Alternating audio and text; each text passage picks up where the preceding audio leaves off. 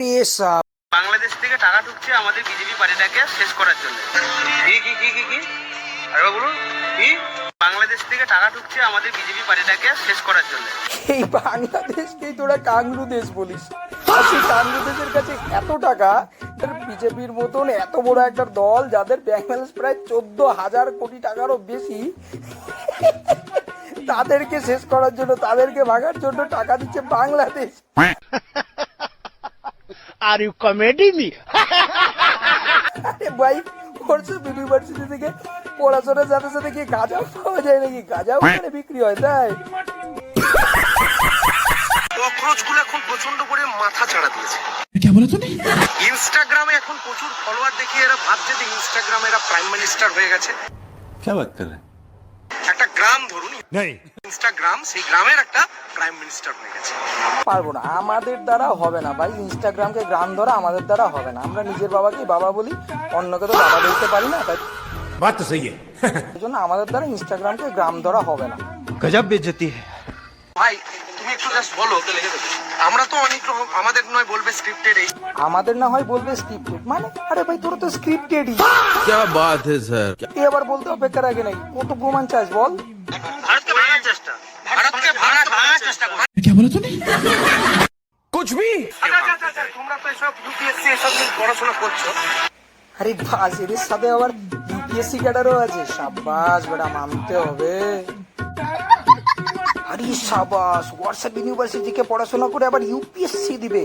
গজব বেইজ্জতি এই টুকরে টুকরে গ্যাং, অর্থাৎ এই ককরোচ আম আদমি পার্টি, এটার ফাউন্ডারটাকে ওই তো অভিজিৎ দীপকে। এই ককরোচ জনতা পার্টির পেজটা অভিজিৎ দীপকে নামে একটা ব্যক্তি সে বানিয়েছে। আর এইটা জানার জন্য কাকে ধরা হয়েছে? সে নাকি ইউপিএসসি প্রিপারেশন করে, তাই আর ইউ কমেডি মি? এই ককরোচ জনতা পার্টিতে পয়সা দিয়ে এত এত ফলোয়ার বাড়াচ্ছে কিভাবে? भाई साहब कुछ ज्यादा नहीं हो गया ये? मतलब कुछ भी। तुझे थकान नहीं लग रही क्या?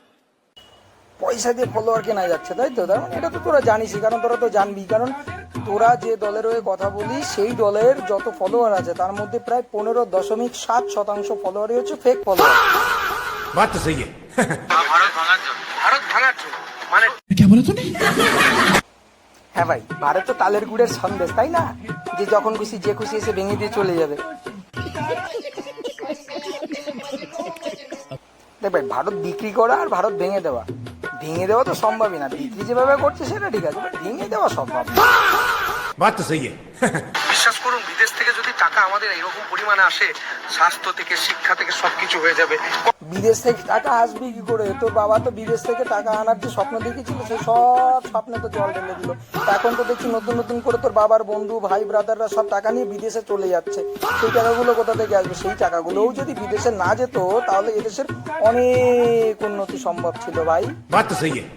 যারা ককরোচ নিয়ে কাজ করছো, अच्छा যারা ককরোচ হতে চাইছো, ক্যান্ডিডেট হতে চাইছো, ठीक है ফেসবুকে তোমরা ক্যান্ডিডেট হও। আমরা প্রত্যেকে ফেসবুকে লাইক দেবো, শেয়ার করবো তো। ठीक है समझ गया। ওরে ভাই, তোমরা করবে সমর্থন, এই কথা মানবো আমরা। হ্যাঁ, ফেসবুকে আছে মানে সোশ্যাল মিডিয়াতে আছে, তাতেই তোমাদের এত ফাটছে। যদি এরা রাস্তায় নামে বা পথে নামে তাহলে তোমাদের আরো কোথায় কোথায় ফাটল ধরবে। গজব বেইজ্জতি তোমরা সেই নিয়ে চিন্তায় আছো বলেই না, শুধুমাত্র সোশ্যাল মিডিয়া আছে বলেই এখন থেকে এদের মেটানোর জন্য তোমরা এইভাবে উঠে পড়ে লেগেছো, আর তোমরা এদেরকে সমর্থন করবে, এই কথাও মানতে হবে। এই সরকার থাকতে থাকতে এরা অনেক বড় কিছু করবে, কারণ এদের মধ্যে একটা চাটার একটা বেশ শিল্প, মানে চাটার যে একটা শিল্প সেটা এদের থেকে শেখা যায়। যা চাটতে পারে না, চাটনে কি কালা, চটিটা বাদ দিয়ে এরা মানে চটিটাও চাটলেই পারতো এরা, চটিটা চাটলেও আরো ভালো হতো।